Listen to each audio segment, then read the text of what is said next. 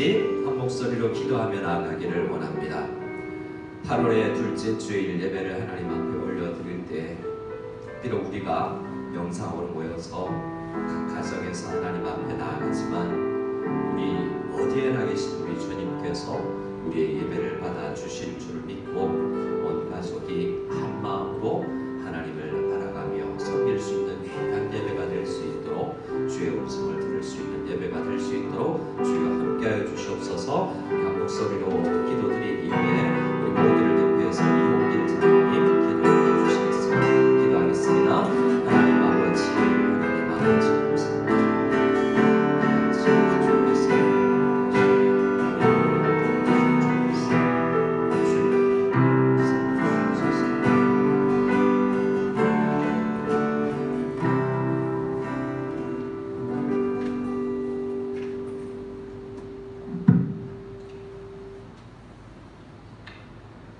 너희는 유혹의 욕심을 따라 썩어져가는 부습을 따르는 옛사람을 벗어버리고 오직 너희의 심령이 새롭게 되어 하나님을 따라 의와 진리의 거룩함으로 지으심을 받은 새 사람을 입으라.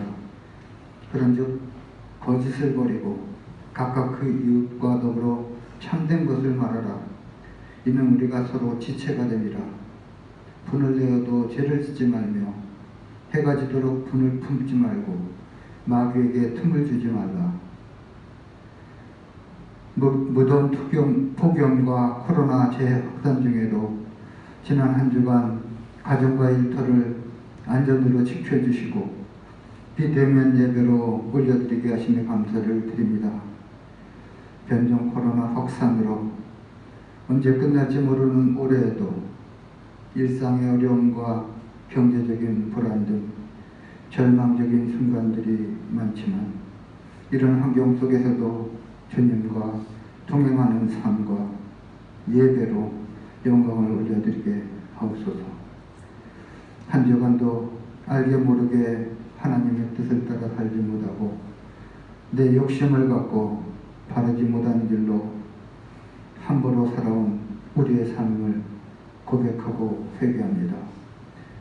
우리에게 정직한 영을 허락하사 나로 말미암아 상처받는 분들이 없도록 복된 신앙인으로 살아갈 수 있도록 지켜주시옵소서.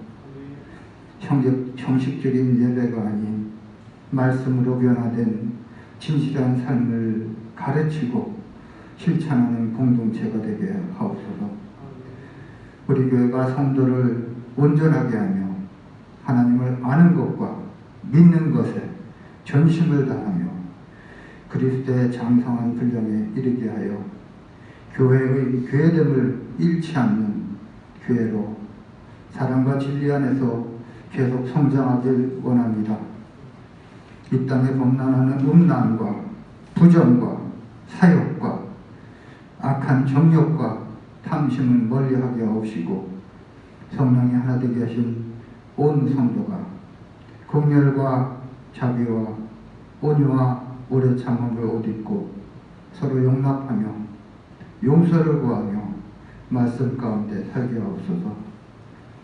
올해도 우리에게 허락하신 일터와 가족을 위해 기도에 힘쓰며 맡겨진 일에 최선을 다하고 삶의 현장에서 빛과 소금의 역할을 잘 감당케 하시고 경건의 삶을 살게 하시며 주님을 신뢰하며 살 수 있도록 힘을 주옵소서.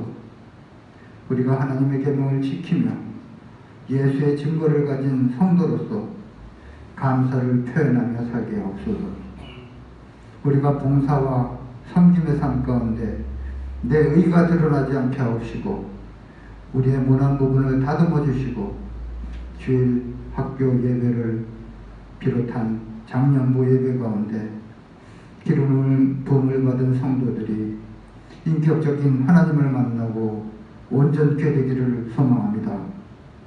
또한 코로나로 자유로운 왕래가 어려운 가운데 세계 여러 나라로 흩어져 있는 우리의 가족들을 안전으로 지켜주시고 투병 중인 김사모님과 병마와 싸우는 환우분들과 여러 모형으로 아픔을 겪고 있는 성도들 가정을 위로해 주시며 고난을 통해 주님의 뜻을 알게 하시고 주 안에서 하나 되어 위로와 격려로 어둠의 터널을 속히 지나가게 하옵소서.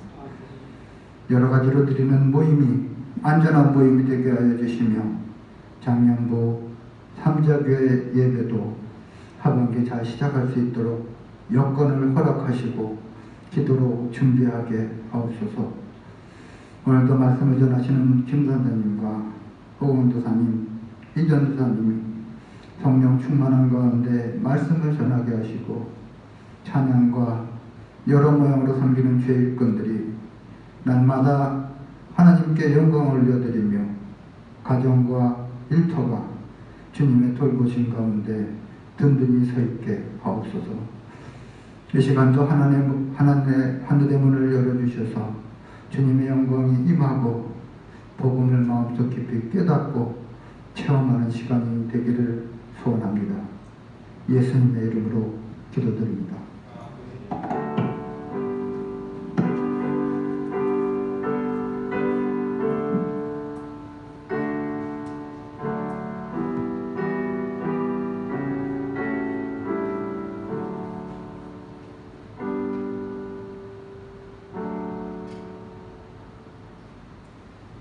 우리 함께 찬송 드리실 때 찬송가 314장 내 구주 예수님을 더욱 사랑합니다. 우리 함께 찬양 드리겠습니다.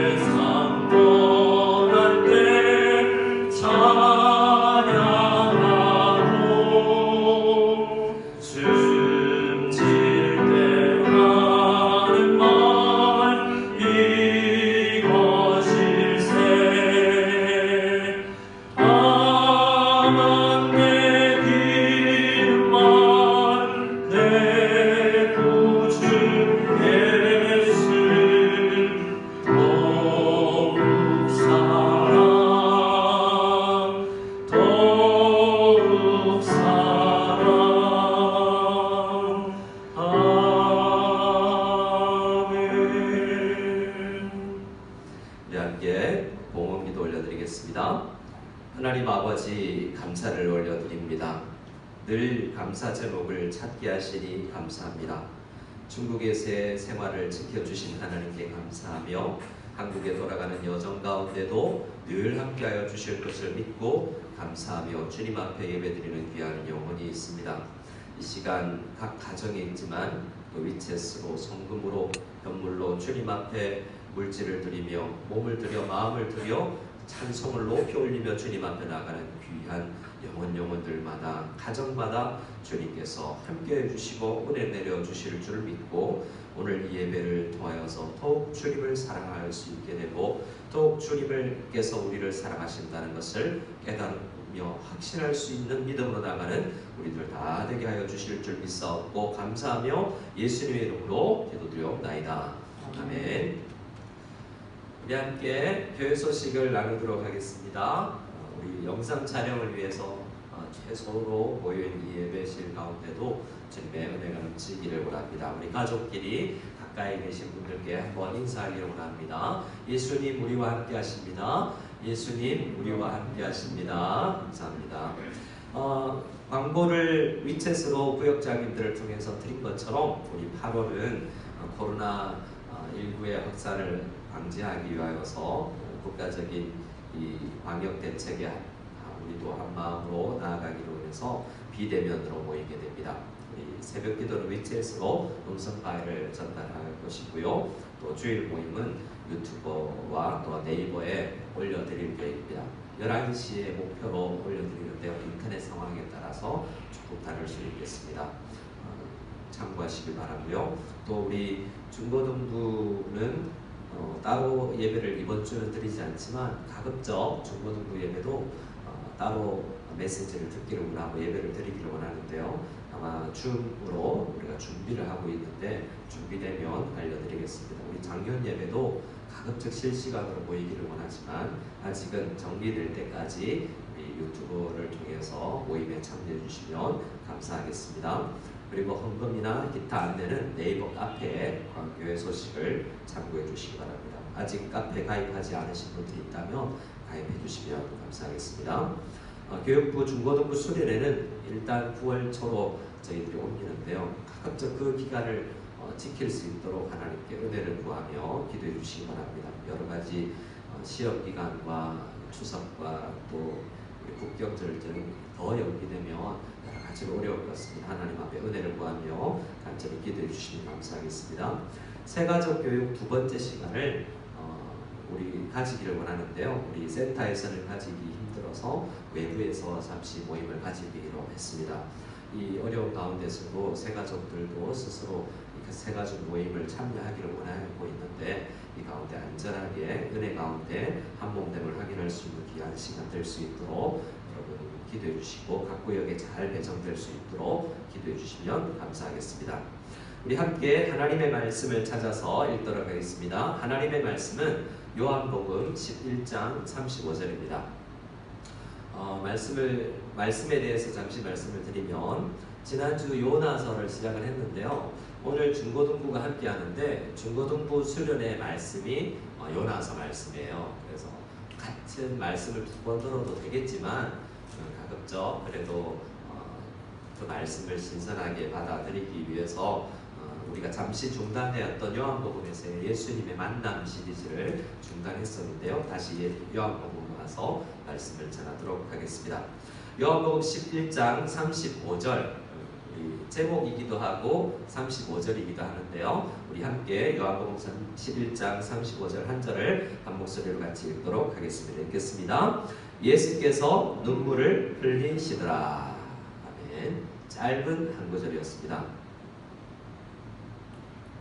오늘은 요한복음 11장 내용이 좀 긴 내용이지만 35절 말씀을 중심으로 하나님의 말씀을 나눌까 합니다. 우리 PPT를 넘겨주시면 우리 35절 이 예수께서 눈물을 흘리시더라 라는 이 현상, 예수께서 눈물을 흘리셨어요. 여러분들 예수님이 눈물을 흘리셨다. 어떤 느낌이 드시는지 잘 모르겠어요. 또 만약에 내가 2000여 년 전에 이스라엘 땅에서 이 유대 땅에서 눈물을 흘리시는 예수님을 만났다면 나의 마음은 어떨까? 어떻게 그것을 보고 생각할까? 한번 잠시 말씀을 들으면서 생각해 보시기 바랍니다. 그런데 오늘 요한복음 11장 36절과 37절을 보면 눈물을 흘리시는 예수님을 옆에서 지켜본 사람들의 반응이 있습니다. 근데 이 두 반응이 기록되어 있는데요. 이 두 반응이 예수께서 원하시는 온전한 반응은 아닌 것 같아요. 36절에 보면 유대인들이 이후에 이 문맥을 다시 설명드리겠지만 예수님께서 눈물을 흘리시던 이 장면을 바라본 유대인들이 이렇게 말합니다. 보라, 그 예수님이 지금 예수님이 이 장례식장에 와 있거든요. 죽은 사람과 그의 가정을 보고 그 가정을 그 사람을 얼마나 사랑했나라고 보고 감탄하고 있습니다. 왜냐하면 다른 때 죽음을 맞이했던 예수님이 항상 눈물을 흘리시지는 않으셨던 모양이에요. 근데 이번 장례식에 와서는 예수님께서 눈물을 펑펑 쏟으신 것 같아요. 표가 나도록 눈물을 흘리신 것 같아요. 그래서 그 눈물 속에서 이 사람 유대인들은 그 사람을 사랑하나 보다라는 사랑의 감정을 느꼈다는 거예요. 근데 37절 말씀에 보면 그들 중에 어떠니 유대인들인데 그 유대인들 중에 어떤 사람들은 또 꼭 그렇게 생각하지 않는다는 거죠. 같은 현상 예수님의 행동 하나를 보고 판단이 다른 겁니다. 우리는 이렇게 예수님의 말씀을 보고 예수님의 모습을 보고서도 서로 다른 생각을 할 수 있고 틀린 생각을 할 수도 있어요.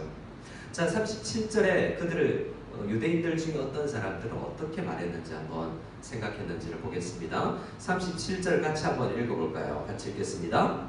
그중 어떤 이는 말하되 맹인의 눈을 뜨게 한 이 사람이 그 사람은 죽지 않게 할 수 없었더냐 하더라. 눈물을 흘리는 예수님을 보고 눈물을 흘릴 게 아니라 일찍 와서 죽기 전에 살렸어야지, 이렇게 약간 핀잔과 그에게 실망한 마음을 표현하고 있다는 거예요. 예수님께서는 어떤 이유에 눈물을 흘리셨어요. 그 이유는 명확하게 기록되어 있지 않습니다. 근데 그걸 보는 사람들의 해석은 달라요. 저 사람 사랑했나 보다. 참, 나는 내가 죽으면 예수님이 저렇게 눈물을 흘릴까? 저 사람은 사랑했나 보다. 이렇게 생각하는 사람도 있고, 어떤 사람은 눈물을 흘릴 게 아니야. 그 눈물을 믿어주지 않는 거죠. 능력 있다면 맹인도 살리고 예수님의 사역이 벌써 2년 넘게 거의 3년 이제 공생의 마지막을 향해 달려가고 있는데 많은 사람 살리기도 하고 고치기도 했던 그분이 오셔서 죽기 전에 살려야지 눈물이 웬 말이냐? 라고 핀잔조로 나가는 사람도 있다라는 거죠. 말하기는 오늘 말씀의 말미에 이 요한복음 11장 35절의 예수님의 눈물의 의미를 우리가 조금 더 깨달을 수 있는 은혜가 되었으면 좋겠습니다. 자, 이 장면으로 나아가기 전에 긴 본문이지만 문맥을 잠시 한번 살피기로 합니다. 1절을 보면 이 이야기가 어떤 이야기인지 시작이 됩니다. 어떤 병자, 환자가 있다고 알리는데요. 조금씩 그 사람에 대한 정보를 흘려줍니다. 그 사람은 마리아와 마르다라는 자매의 오라버니다라는 사실, 그리고 이름도 병자 이름이 나사로라는 거예요. 1절만 읽었으면 우리가 병자가 있다라고 하면 어떤 병자가 있는데, 어떤 나병 환자가 있는데, 걷지 못하는 사람이 있는데, 이런 다양한 병자가 소개되면 그 이후에는 대부분 고쳤다, 나았다, 찬송 걸렸다, 이렇게 끝이 나거든요. 근데 오늘 본문은 좀 이상하게 흘러갑니다. 2절 말씀에 보면 그 가족에 대해서 조금 더 설명을 해요. 그 자매 중에 마리아라는 사람이 있는데 그 마리아는 지금 아직은 아니고요. 이 말씀을 읽은 사람들은 이후에 마리아가 예수님의 장례를 기념하면서 향유를 머리털에 붓고 머리에 붓고 자기의 머리털로 주님의 발을 깎던 그 마리아다라는 것을 기록하고 있습니다. 그 가정이야 라는 거예요. 그래서 3절 말씀에 보면 이 가정에서 사람을 보냅니다. 예수님과 이 병든 나사로와 지금 어느 정도 거리에 있는지 모르는데 대다수의 학자들은 열심히 뛰어 걸어갈 수 있는 사람이 하루면 도착할 수 있는 정도의 거리, 이 10장의 말씀에 보면 대략 어디쯤에 예수님이 있는가를 알려주는데 예수님께서 요 세례 요한이 세례를 베푸시던 장소에 있다라고 알려주세요. 근데 이 동네 이 베다니와 아마 하룻길 정도는 되는 것 같아요. 자, 그곳에서 예수님이 거기 있다는 이야기를 듣고 이 아픈 사람의 두 자매가 마리아와 마르다가 예수님께 알리자라고 이야기해서 예수님께 사람을 보내요. 그래서 이렇게 요청을 합니다. 3절입니다. 3절 말씀을 같이 읽어보겠습니다. 이에 그 누이들이 예수께 사람을 보내어 이르되 주여 보시옵소서 사랑하시는 자가 병들었나이다 하니. 자, 어떻게 이야기하면 되겠어요?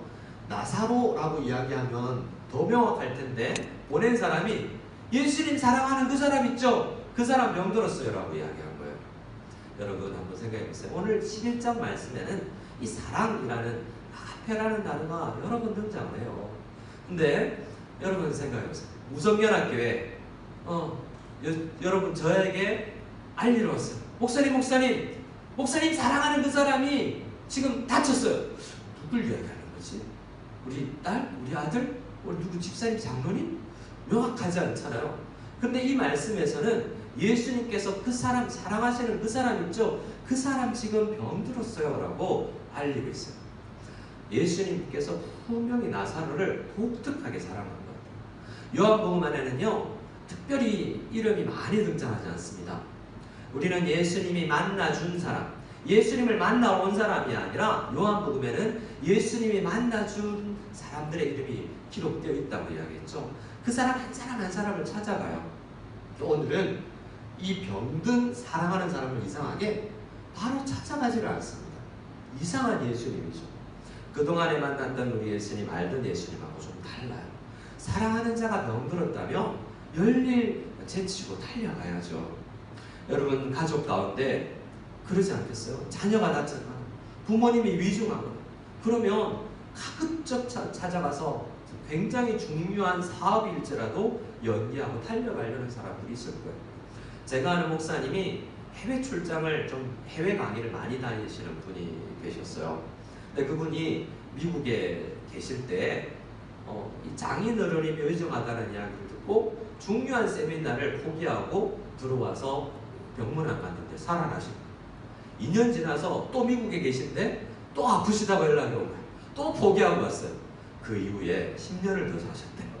그만큼 중요한 일을 하고 임종을 보려고도 달려가잖아요. 사랑하기 때문에. 그거는 사람이라면 가능한데 예수님께서 어떻게 하셨는지를 우리 4절 이후의 말씀이 기록하고 있습니다. 자, 4절에 보면 예수께서 들으셨어요? 나사로가 아프구나. 그런데 그러면 이후에는 당연히 대부분 우리가 아는 예수님이라면 그래 베드로의 장모의 병을 고치기 위해서도 가셨는데 함께 가시니 나았더라 이렇게 끝나도 돼요.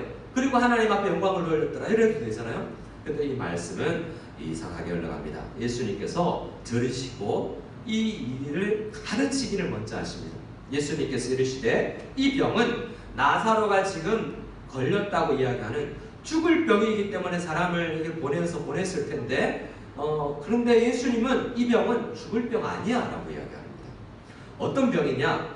하나님의 영광을 나타내기 위함이다 라고 이야기를 하고요. 또 두 번째로는 하나님이 아니라 하나님의 아들이 또한 이로 말미암아 이 사건으로 말미암아 영광을 받게 될 거야 라고 이야기합니다.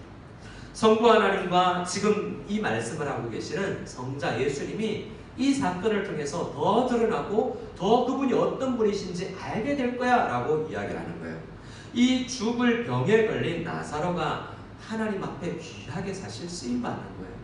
우리가 병에 걸리고 사업이 망하고 어떤 형편에 걸리더라도 때로는 하나님이 영광 받으시는 결과가 될 수 있다는 것을 가르치고 있습니다. 5절 6절에 보면 다시 한번 이렇게 이야기합니다. 6절을 말하기 전에 다시 한번 요한은 이야기를 하는 거예요. 5절 말씀 예수께서 본래 이전부터 제자들이 사랑하는 예수님이 제자 중에서 12명의 제자 중에서 사도 요한만큼 또 예수님의 사랑을 많이 받은 사람이 없거든요. 근데 그 요한이 보기에도 이 나사로와 마르다와 마리아는 특별히 사랑을 받은 가정이라는 것을 이야기하고 있습니다. 본래 마르다와 그 동생과 나사로를 예수님이 사랑하셨는데 희한하게 이상하게 이해되지 않게 6절입니다. 시작. 나사로가 병들었다 함을 들으시고 그 계시던 곳에 이틀을 더 유하시고 그 소리를 듣고도 예수님께서 가르치시고 이틀 더 안 가셨다는 죽을 병 아니야 라고 이야기해놓고 말이죠. 이틀을 더 그곳에 머물러셨대요. 의도적으로 말이죠. 그래서 나중에 우리가 예수님께서 이 마을에 나사로에게 찾아갔을 때 보면 죽은 지 4일째라고 해요. 그럼 언제 죽었을까? 명확하지 않아요? 소식 전하러 하루, 그리고 이틀 뒤하고 또 하루 걸려서 갔겠죠? 그러니까 거의 그 어떤 여정 중에 줄어들었는지 잘 모르지만 소식을 전하자마자 얼마 지나지 않아서 나사로는 죽은 것 같아요. 이틀째 죽었고 오히려 천천히 가서 사흘을 또 걸려서 더 지체했을 수도 있습니다. 명확한 시간 관계는 모르지만 예수님은 이제 가십니다. 잠시 말씀을 생각하는데 이 말씀은 요한복음 11장 전 이후의 끝까지의 내용을 중요한 문장 가운데 이 나사로의 죽음과 다시 살아나는 이야기가 있기 때문에 차후에 이 내용의 문맥은 다시 말씀드리지만 오늘은 35절을 중심으로 묵상하기 때문에 11절로 넘어가서 묵상하도록 하겠습니다.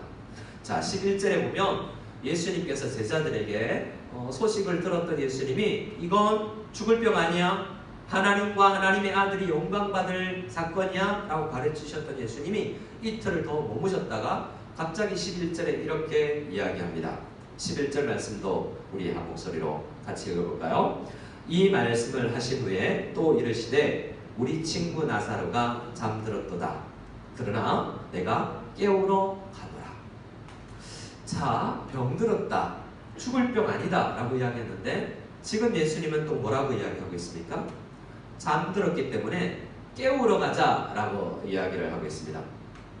네, 깨우러 가자 라고 이야기하는데 그 이야기를 듣고 제자들이 뭐라고 그래요? 예수님 굳이 깨우러 가실 필요가 있겠습니까?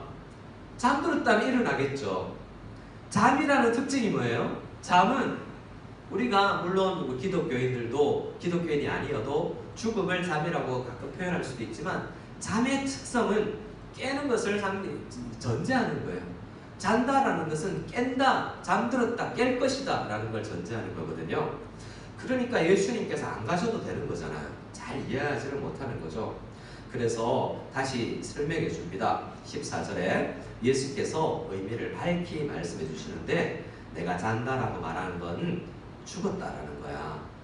그러면 예수님의 죽음을 향한 기본적인 입장이 뭐예요? 예수님은 적어도 나사로의 죽음을 바라보면서 잔다라고 생각하는 거죠. 지금 우리도 그런 예수님의 대상과 생각을 가질 필요가 있습니다. 저희 아버지도 최근에 잠드셨는데요. 믿음을 가지고 보면 잠드신 거죠. 예수님은 우리 아버지를 바라보고도 잠들었다라고 판단하고 여러분들의 가정 가운데 아픔을 겪은 가정들이 그 대상을 바라보고 슬프고 아프지만 잠잔다. 예수 안에 잠잔다라고 생각할 수 있어요. 또 누가 깨울 수 있어요? 예수님께서 깨우면 다 일어날 것이라는 거죠. 그 믿음을 우리가 가질 필요가 있습니다. 이제 잠든 나사로를 깨우러 가면서 제자들에게 이렇게 분명히 가르치십니다. 15절입니다. 15절을 같이 한 목소리로 읽겠습니다. 시작. 내가 거기 있지 아니한 것을 너희를 위하여 기뻐하노니 이는 너희로 믿게 하려 함이라. 그러나 그에게로 가자 하시니. 자, 예수님께서 무슨 말씀을 하고 계신 거예요? 나 이틀 동안 안 갔는데 그가 죽을 때 거기에 내가 없었던 게 참 다행이고 내 마음이 기쁘다 라고 이야기해요. 또 왜요? 사람이 죽었는데 기쁘다니요? 이상하잖아요. 전체 문맥을 좀 생각해보면 이상한 말씀을 예수님께서 여러 번 하는 거예요. 여러분 생각해보세요. 사랑하는 사람이 죽었는데 다른 사람한테 내 마음이 기쁘다 이런 이야기를 할 수 있어요? 예수님 그런데 제자들에게 사랑하는 친구가, 우리 친구가, 제자들의 친구가 죽었는데 내 마음이 기쁘다라고 이야기해요. 왜 그러냐? 이 일을 통해서 제자들의 믿음이 성장할 걸 아셨기 때문에 그래요. 이건 그래서 사도들은 신약 성경에서 여러 번 이야기합니다. 고난이 오거나 어떤 일이 와도 힘든 일이 와도 온전히 기쁘게 여기라고 이야기할 때가 있어요. 왜냐하면 그 일이 우리의 믿음을 더 한층 성장시킬 것을 우리가 알기 때문에 고난이 오나 풍랑이 부나 여러 가지 어려움이 있으나 코로나 전국 가운데서도 우리가 기뻐할 수 있어요. 왜요? 무엇보다 중요한 우리의 믿음이 굳건하여지고 성장하여질 것이기 때문에 그렇습니다. 예수님은 그 일을 어떻게 이제 일이 이루어질 것을 다 아시고 제자들을 데리고 그 영혼 성장, 믿음 성장의 학교로 지금 걸어가신 겁니다. 자, 이제 20절 말씀으로 가볼 텐데요. 20절 말씀에 가보면 이제 그 마을에 당도한 사건의 때의 이야기입니다. 마르다라는 언니가 예수님께서 오신다라는 말씀을 듣고 나가서 맞이합니다. 오신다라고 할 때 지금 예수님은 이후의 말씀을 좀 읽어보면요. 장례식장이 이제 10분만 가면 아마도 있는데 장례식장이 있어요. 근데 거기 안 가고 의도적으로 기다리세요. 한 사람이 가서 예수님 오셔라는 이야기가 전달될 수 있도록 그리고 이 전체 분위기를 보면 장례식장에 여러 명이 있었는데 아마도 50여 명 이상의 많은 사람들이 있었던 것 같은데 정확하게는 알 수 없습니다만, 그런데 마르다에게만 고별을 하신 것 같아요. 마르다만 부른 거예요. 예수님 오셨다라는 이야기를 들으면 다른 사람들도 오셨대 라고 하면 많은 사람들이 왔을 거예요. 근데 마르다만 온 거예요. 나중에 보면 마르다만 처음에 왔고 나중에 보면 마리아만 따로 불러요. 그래서 의도적으로 한 사람 만나주시는 것을 볼 수 있습니다. 마르다가 예수님께서 오신다라는 말을 듣고 나가서 마르다가 예수님을 맞이했다라고 표현하지만 사실은 예수님께서 마르다를 부르신 거예요. 어떤 예수님이냐? 우리가 아는 예수님은 어떤 분이냐면 지금까지는 대학자인 니고데모, 그리고 나다나엘 같이, 요한 같이 어떤 특정한 유명한 사람만 만나주시는 분이 아니에요. 오늘 이 말씀을 잘 읽으면 마르다, 마리아, 나사로 같이 특별히 사랑해 주시는 사람만 만나는 것이 아니에요. 예수님은 어떤 분이냐면 아프고 깨어지고 연약하고 가난한 영혼들에게 직접 찾아가서 불러서 날 만나라라고 초청해 주시는 분이에요. 자, 예수님은 20절에 어떤 마르다를 만나냐면 오라버니가 조금 사흘 전에 죽은 사건을 경험한 상실의 아픔을 경험한 마르다를 만나주시는 거예요. 우리는 인생을 살다 보면 많은 상실을 경험합니다. 저는 이번 격리 기간 가운데 제 목양실에서 격리를 하면서 상실의 아픔이라는 책을 한 번 더 읽었는데요. 제가 우리 한국에 있을 때 제가 사역했던 기관에서 출판사도 운영했는데요. 그 출판사에서 상실의 아픔이라는 책을 출간했어요. 책이 출간되기 전부터 원고를 보면서 참 귀한 책이다라고 생각을 했고 우성연합교회에 부임했는데 한 가정이 장례가 났어요. 형님이 돌아가신 거예요. 그래서 그분께 그 책을 선물하면서 상실의 아픔을 극복하시기 위해서 권면했던 책이거든요. 그 책을 다시 읽었어요. 어떤 내용이냐면 상실의 아픔을 경험한 사람들을 만나서 대면하기가 너무 힘들다는 거예요. 어떤 이야기가 나오냐면 남편이 있는데 장인어른이 아내의 아버지가 돌아가셨어요. 이 남편이 아내를 어떻게 대하고 어떤 말을 해야 하고 어떻게 표현해야 되는지 너무나 어려운 거예요.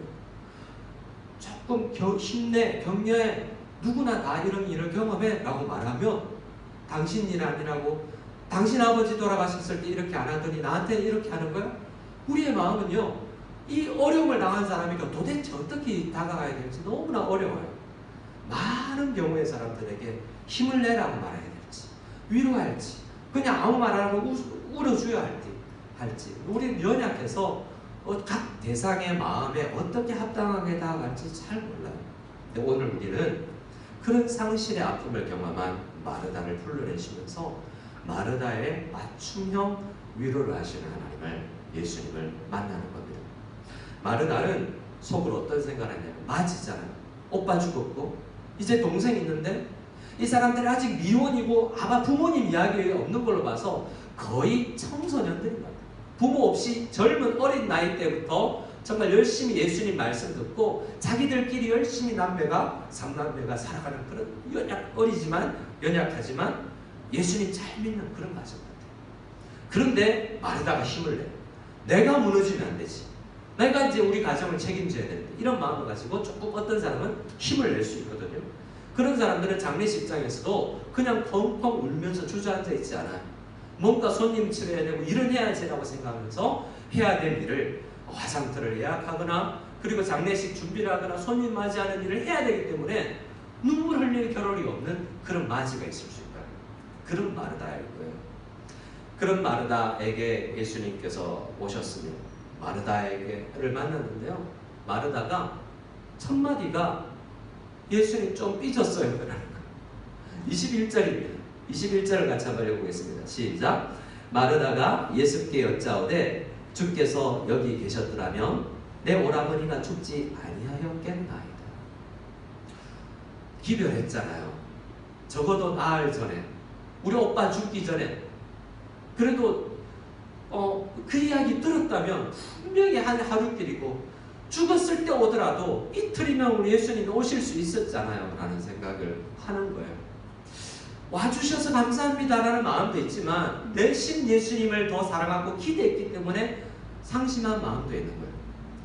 여러분, 저도 가정이나 친척이나 성도들의 많은 장례식장을 가봤지만요, 장례식장만큼 마음 상하는 일이 많은 데가 따로 없어요. 거 보면 어떤 일이 있냐면, 야, 누구는 얼마 부조금했는데 누구는 얼마에서부터요, 누구는 화환 보냈는데 누구는 안 했네, 누구는 올 수 있는데 저렇게 아픈 가운데서도 장례식 참여하려고 걸어왔는데 그는 안 와? 마음 상할 일이 한두 번이 아니에요. 그런 일이 상실한 마음 가운데 더 크게 일어나는 거예요. 그래서 참 지혜로운 건, 인간적으로도 지혜로운 건 정말 장례나 아픔을 당한 사람들에게서는 할 수 있는 최선을 다해보는 거죠. 한 4년 전에 우리 교회 오생남 목사님이라는 우리 교회 전도사님을 했던 오 전사님의 아버지가 부흥강사로 오셨는데요, 그분이 이런 말을 했던 걸 기억해요. 갈까 말까 생각되면 무조건 가라, 살까 말까 생각되면 사지 마라. 이 몇 가지 이야기를 했는데요, 갈까 말까라는 것이 대부분 이런 마음이에요. 이런 경우에는 대부분 가서 위로를 해야 정상적이고 좋은 일이에요. 근데 마르다는 지금 상처 입었어요. 누구에게? 예수님께 상처받았다는 말을 하는 거예요. 예수님 계셨더라면 안 죽었을 텐데. 이건 믿음의 표현이잖아요. 우리 오라버니가 죽기 전에 예수님이 그 옆에 있다면 예수님은 사람을 병을 고치시는 분이심을 내가 믿습니다 라는 믿음이기 때문에 믿음의 표현이에요. 근데 한편으로는 왜 빨리 안 오셨어야 라는 원망의 표현이기도 한 거예요. 근데 그 이후에 22절에 보면 마르다가, 여러분, 우리를 오해할 수도 있어요. 누가복음에 마르다와 마리아가 소개될 때 마르다는 좀 야단 맞는 사람의 입장이 있거든요. 근데 오늘 말씀에 보면 언니 마르다가 훨씬 믿음에 성숙해 있는 것을 볼 수 있어요. 예수님께서 그 가정을 사랑한다고 할 때 나사로만 사랑한 것도 아니고 마리아만 사랑한 것도 아니고 이 가정 전체를 사랑하는 것 같아요. 그 사랑은, 예수님과의 사랑은 그냥 생기는 게 아니에요.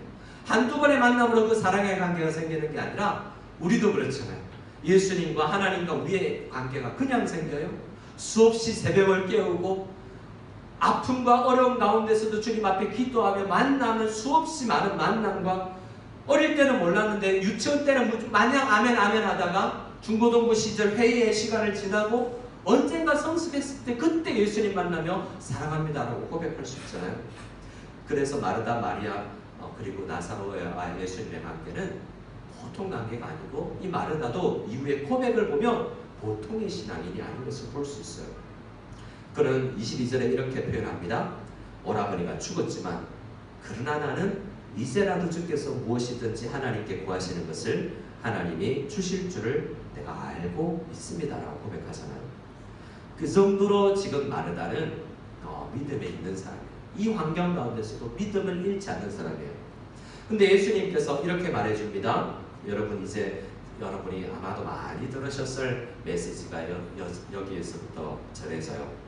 예수께서 마르다에게 상실한 마음 가운데서도 굳게 서 있는 그 사람에게 필요한 말씀을 해줍니다. 네 오라버니가 다시 살 거야 라는 거죠. 그러니까 마르다가 이야기합니다. 부활 때 마지막 날에는 살 줄 믿습니다 라고 부활의 신앙도 이미 가지고 있어요.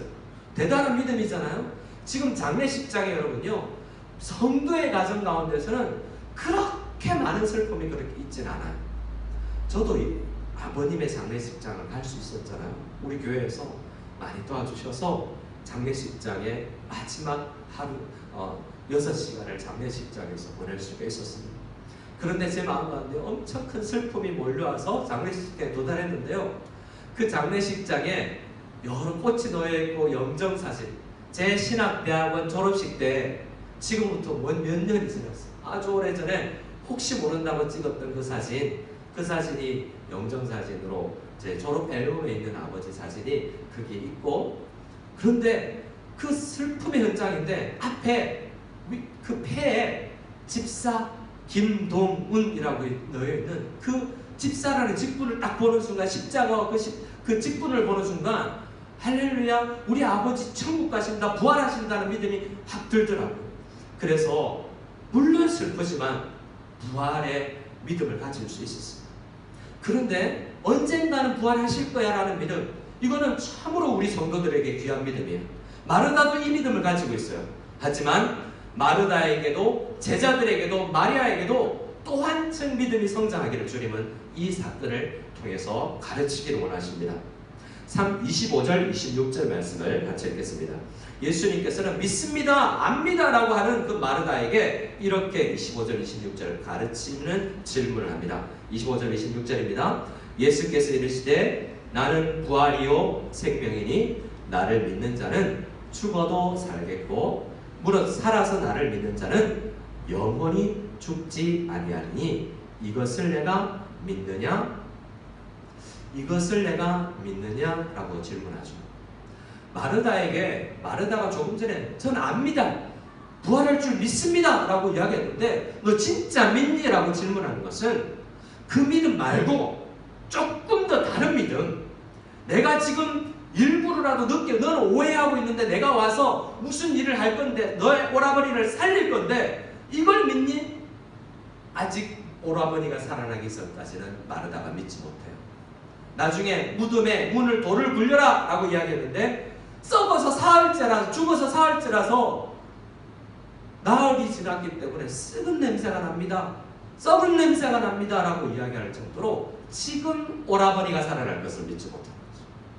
그런데 예수님은 그래서 그런 지금 죽어서 나흘이 지나서 썩은 냄새가 나는, 도저히 잠시 죽었다가 살릴 수 있는, 금방 잠들었다가 깨울 수 있는 그런 것과는 차원이 다른 썩어가는 사람, 썩어서 문드러져서 화장을 해서 뼈가루가 되고 어디 있는지 진토가 되어서 없어진 사람들도 살려낼 수 있는 분명한 능력을 가지신, 죽음을 이기는 권세, 부활 능력, 부활이요 생명이신 예수님을 오늘 나의 삶 한가운데서 믿는 이 믿음은 그 언젠가는 부활할 줄 믿습니다 라는 믿음과는 분명히 다르다는 것을 예수님께서 가르쳐 주시는 거예요.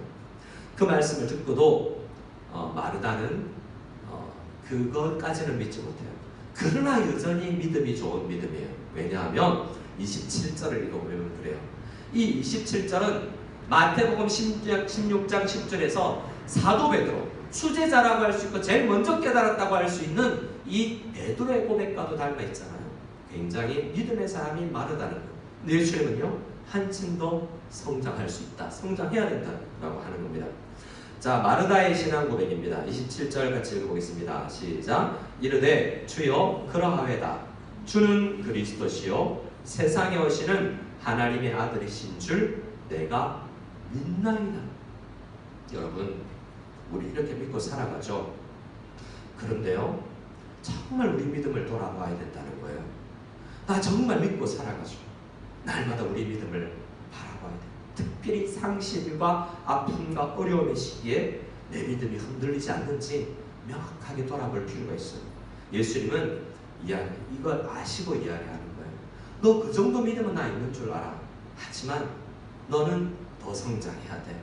그리고 그 일을 위해서 내가 왔어라고 맞춤형 메시지를 하는데요. 지금 쭉 이야기를 들어보면요, 이게 장례식장에서 있을 대화는 아니에요. 제가 타이틀을 마르다를 무엇 하시는 예수님이라고 지금 이야기하고 써놨냐면 교훈하시는 예수님이라고 되어 있어요. 자, 장례식장은 저도 장례식장에서 설교를 여러 번 해봤지만 장례식장에서 설교하기가 참 쉽지 않아요. 왜냐하면 기본적으로 장례식장은 교훈하는 데가 아니에요. 일장 설교하는 데가 아니에요. 그것은 같이 아파하고 눈물을 흘려주고 아파해주고 동질감을 느끼고 동감해주고 감동해주고 마음을 나누는 곳이거든요. 근데 이상하게 예수님은 마르다에게 설교를 하세요. 너 믿음 잘 생각해봐. 너 믿음이 있는지 잘 생각해봐. 분석해봐. 너 더 성장해야 돼. 이렇게 교훈하고 계세요. 그래서 어떤 신학자는 이것을 마르다를 만나주시는 예수님을 진리의 사역이라고 이야기해요. 어떤 사람은 어떻게 위로를 받고 힘을 얻냐면 참된 것을 말하는 거예요. 오늘 우리 용질 장로님께서 대표 기도를 하시기 전에 말씀을 인용하실 때 참된 것을 말할 수 있는, 여러분 쉽지 않습니다. 근데 문제는 예수님은 항상 우리에게 참된 것을 말해야 될 때 말하면서 우리에게 위로를 해주시고 힘을 주세요. 근데 우리 사람은요, 참된 것을 말한다 하면서 사람에게 상처를 줘요. 참 쉽지 않은 거예요. 그러나 예수님은 아는 거예요. 마르다가 지금 참된 진리가 필요하다라고 진리를 교훈하시는 거예요. 예수님은 아시는 분이거든요. 하나님이시기 때문에. 지금 이 사람 마르다에게 뭐가 필요한지를 알고, 너 정말 믿음 있다 생각하고 힘 있다 생각하고 눈물을 흘리지 않고 일하고 있지만 너는 더 성장해야 돼. 너는 그럴 수 있어 라고 이야기를 해주시는 거예요. 가르치는 사역을 하시는 거예요. 그리고 28절 말씀에 보면 마르다가 조금 이 말씀을 듣고도 힘을 냈던 것 같아요. 혼자 조용히 다른 사람 몰래 동생 마리아만 불러냅니다. 그래서 나머지 사람들이 마리아가 그러면 장례식장 안에서 영정사진 보고, 영정사진 없었겠지만 슬퍼하던 마리아가 갑자기 나가니까 몇 번이나 그랬나 봐요. 또 무덤에 가서 눈물을 흘리나 보다 하고 여러 사람이 마리아 따라왔어요. 예수님 왔다라는 이야기를 모르고요. 근데 마리아를 불러내시는데요. 이제 32절에 보면 마리아를 만났을 때 이후의 표현이 나오는데요. 예수님께서 동생 마리아를 만났을 때는 설교하지 않아요. 이 짧은 장례식장에 똑같은 일을 당한 똑같은 오라버니가 죽은 두 남매를 만났는데요. 마리아를 만났을 때는 아무 말 없이 울어주는 거예요. 이 두 행동을 하신 예수님, 우리가 알아야 되는 것이 오늘 11장에서 우리가 만나야 될 예수님입니다. 마리아도 똑같은 상실감이 있는데요. 32절을 보면 21절에 우리가 언니 마르다가 이야기했던 것과 똑같이 이야기했잖아요. 그런데 어떤 학자들은, 대부분의 학자들은 마리아가 더 삐졌다라고 해요. 왜요? 예수님 오셨다는 이야기를 마리아 마르다는 저걸 둘 다 알았을 텐데 마리아는 알고서도 안 나갔을 거라고 생각해요. 왜요? 더 슬퍼서 삐져서 특별히 오라고 하기 전에 안 나갔을 거라고 생각해요. 마리아도 예수님에게 이야기합니다. 주님, 여기 계셨더라면 내 오빠가 죽지 않았을 거예요 라고 마음의 상처를 고백합니다. 그랬더니 어떻게 됩니까? 33절이에요. 우리 오늘 33절과 35절 처음 읽었던 말씀으로 다시 돌아오는데요. 이 말씀을 다시 읽기 위해서 앞에 있는 1절부터 우리가 쭉 살폈습니다. 이런 과정 가운데 예수님의 마음을 한번 보기로 해요. 먼저 우리가 읽기 전에 조금 전에 설교하셨던 예수님이 마리아에게는 설교하지 않으신다라는 마음을 가지고 읽어봐요. 33절에서 35절입니다. 같이 읽겠습니다. 예수께서 그가 우는 것과 또 함께 온 유대인들이 우는 것을 보시고 심령에 비통히 여기시고 불쌍히 여기사 이르시되 그를 어디에 두었느냐 이르시되 주여 와서 보시옵소서 하니 예수께서 눈물을 흘리시더라. 예수님은 마리아가, 동생 마리아가 와서 이야기했을 때는 그냥 심령에 비통함을 여기시고 불쌍히 여겼다라고 이야기해요. 근데 여기서 질문 하나를 해봐야 됩니다. 질문 하나를 해볼 게 뭐냐면, 여러분 예수님은 하나님이잖아요. 왜 마르다에게 그렇게 일장연설을 했냐면, 나는 부활이요 생명이다. 네가 너의 오라버니가 오늘 살 거다 라는 선포의 말씀을 했다면, 예수님은 분명히 조금 있다가 오라버님 나사로를 살릴 걸 아시는 거잖아요. 근데 왜 울어요? 내가 살릴 건데?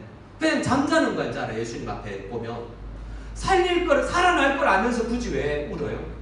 이 생각을 해볼 필요가 있어요. 그래서 예수님의 이 눈물은, 이 비통하게 여기는 것은 지금 나사로가 죽었다는 그 현상만이 아니에요. 예수님께서 오히려 비통히 여기시고 불쌍히 여기시는 것은 죽음의 참된 의미와 잠시 더 살았으면 우리 온 가족이, 우리 삼형제가 만나서 이렇게 이야기를 했어요.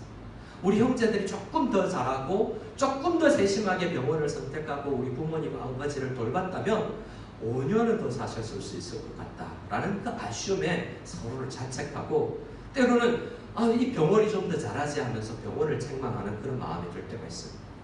죽음과 모든 과정을 잘 모르는 사람들은 마음이 참 힘듭니다. 근데 예수님은, 예수님의 비통과 이 아픔은 그냥 죽음을 대한 것이 아니라 특별히 정말 믿음에 있어서 성장하지 못하고 이 현상 가운데서 그저 울기만 하고 있는 그들을 바라보면서도 아파하시는 거예요. 그리고 특별히 죽음 자체, 지금 이 나사로뿐만이 아니라 수없이 많은 사람들이 죽어나가는, 아담 이후에 수없이 많은, 아마도 이때까지만 해도 수억 명의, 지금 오늘까지도 수조의 사람들이 죽었을 텐데, 그 죽음이 이 가정에 임하고 우리에게 임한다는 것은 그 이유를 분명히 아시는 예수님께서는 사망을 향하여서 너무나 분내하고 계시는 거죠. 그렇게 분내다면 지금 당장 사탄 마귀를 없애실 수도 있을 텐데, 하나님께서는 아직도 이틀을 더 유하시고 이 장례식장에 가셨던 것처럼 아직도 2000년을 이 죽음이라는 문제를 완벽하게 아직은 우리에게 허락을 하시면서 아직 우리에게 오시지 않고 있으세요. 그런데 우리에게 교훈하기를 원하는 거예요. 사망이 어떻게 임하는지. 사망의 현장에서 그래 많은 사람이 죽는 거야. 조금 시간이 지나가면, 그 정도의 상실이 나면 치료할 수 있어 라고 위로하지 말고, 이 사망이라는 것에 대해서 분노하고 예수님처럼 이 지긋지긋한 죄를 어떻게 해결할까, 부활이요 생명이신 예수님을 오늘도 붙들고 이 사탄이 우리에게 주는 그 생각들을 물리쳐야 되는데, 오늘 마리아와 마르다가 삐져있고 상심해있고 원망하고 있지만 그 마음에서 일어나서 믿음으로 오늘 하루를 사는 정말 부활과 믿음의 사람이 될 수 있기를 간절히 바라면서 예수님은 눈물을 흘리시며 원통해 하시며 그 이야기를 알리신 거예요. 오늘 말씀을 마무리하면서 두 부류의 36절 37절 두 사람이 예수님의 눈물을 오해했다라고 말씀드렸어요. 예수님의 눈물을 보고 인간적으로 이해해버렸어요. 근데 우리는 예수님의 이 눈물을 보면서 뭘 느끼냐면 사자이신 어린 양을 바라봅니다.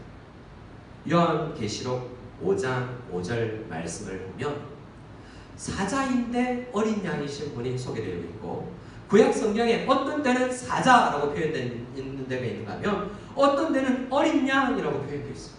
오늘 우리가 요한복음 11장에서 만나는 예수님은 전능하셔서 부활 권능을 가지고 계시고 생명이신 사자이신, 죽음을 향해서 돌 굴려 나서래 나오라 라고 외치시는 전능하신 말씀의 생명의 주이신 사자이신 하나님의 선포를 보면과 동시에 한 영혼에게 찾아와서 너의 아픔하라.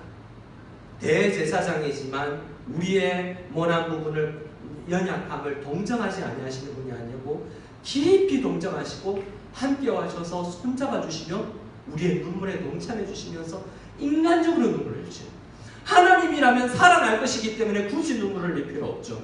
하지만 인간적으로 우리에게 찾아와서 연약한 우리의 상태와 상황을 아시고 눈물을 흘리고 손잡아 줄 수 있는 예수님을 동일하게 하루에 다 만나는 거예요.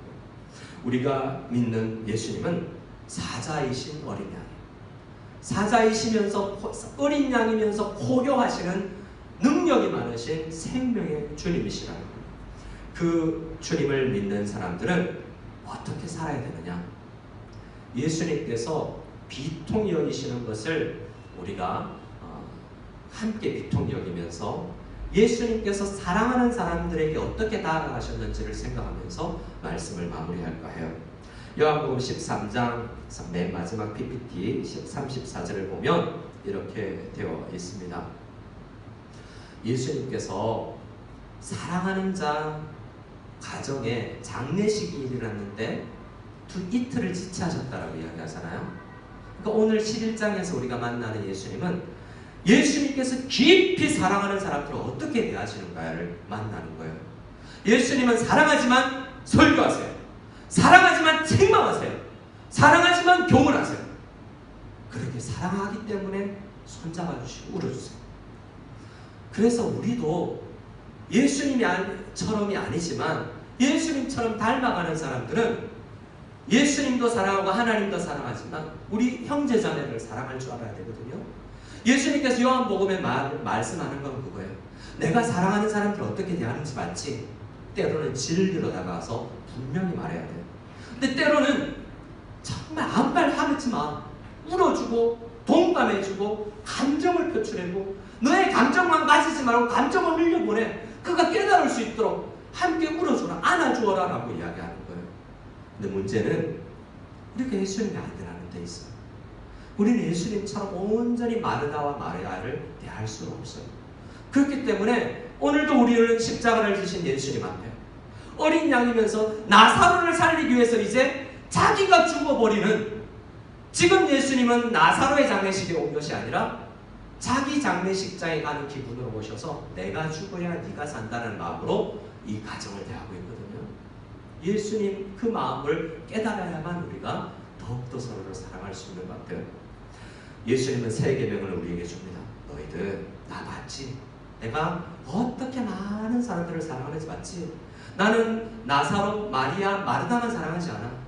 예수님 앞에 나오는 많은 학자들이나 가진 사람이나 못 가진 사람이나 중고등부 학생들이나 초등부 아이들이나 다 사랑해. 그리고 사랑한 사람들을 향해서 각장 너희들 맞춤형으로 나아갈 거야. 중고등부 여러분도 그렇게 다가오신 예수님을 만날 수 있습니다. 우리가 그러면 그 예수님 만나면 어떤 비전을 품어야 되냐면, 예수님 만나고 우리도 우리 가정 안에서 예수님을 더 사랑하면서 우리가 서로 사랑할 텐데, 하나님 어떻게 아픔을 당한 가정을 만나고 위로해야 될지, 어떻게 축하하고 격려해야 될지, 어떻게 말로 위로해야 될지 늘 깨달을 수 있도록, 늘 부족하기 때문에 늘 말씀 앞으로 지혜 되신 주님 앞에 나아가서 오늘도 깨달음을 주시는 주님 앞에 기도하면서 성도들을 만날 수 있는 우리들이 다 되게 달라고, 사랑하는 예수님, 우리를 사랑하시는 예수님을 만나고 서로를 사랑할 수 있고 권면하고 사랑할 수 있는 우리들 다 될 수 있기를 소원합니다. 이 시간 함께 찬양하겠습니다. 찬양할 때 고단한 인생길, 힘겨운 오늘 하루하루도 우리를 만나주시는 주님을 찬양하며 나가겠습니다.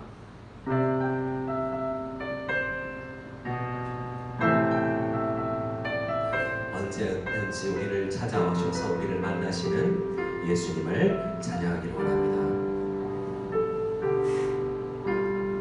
고단한 인생길, 힘겨운 오늘도 예수 내 마음 아시네. 지나간 아픔도 마주할 세상도 예수 내 마음 아시네. 하루를 살아도